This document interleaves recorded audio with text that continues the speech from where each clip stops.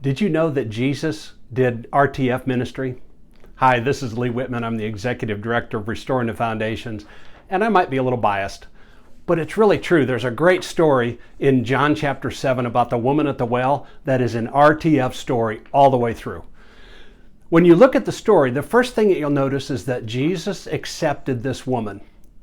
Now that was really unusual because she was a Samaritan, and Jews and Samaritans had nothing to do with each other. So he crossed that barrier and accepted her.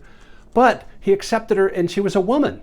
And Jewish men were not supposed to have any contact with Jewish women, or non-Jewish women for that matter. So Jesus accepted her for who she really was. And that's one of the most amazing parts of Restoring the Foundations is we get to sit with people, we get to have people come into our office, and we can accept them for who they are. Not for all the bad behavior and the mistakes they've made, but accept them for who they are.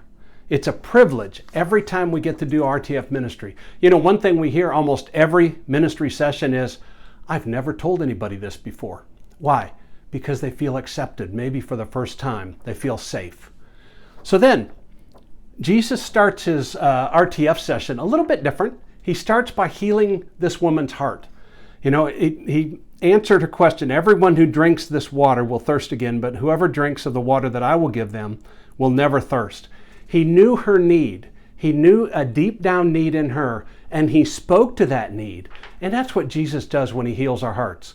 When he shows up and brings his truth into our lives, he speaks to the need that we have, not necessarily the thing that's on the surface, but something that's a lot deeper.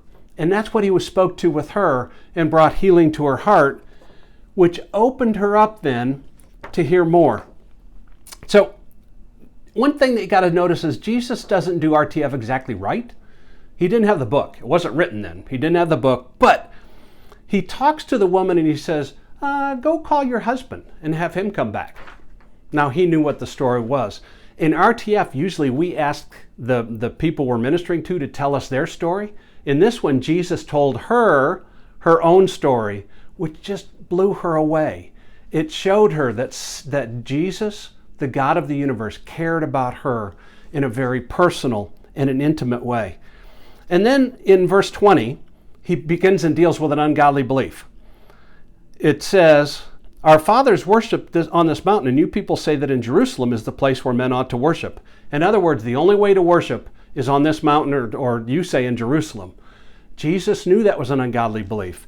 And someplace between verses 20 and 23, he walks her through the ministry steps. I don't think so. But he broke the lie and he spoke the truth to her. He said in 23, an hour is coming and is now when true worshipers will worship the Father in spirit and truth. That's the truth. That's what she needed to know. And that broke the lie that you had to worship on this mountain or you had to worship in Jerusalem. Those were the only places.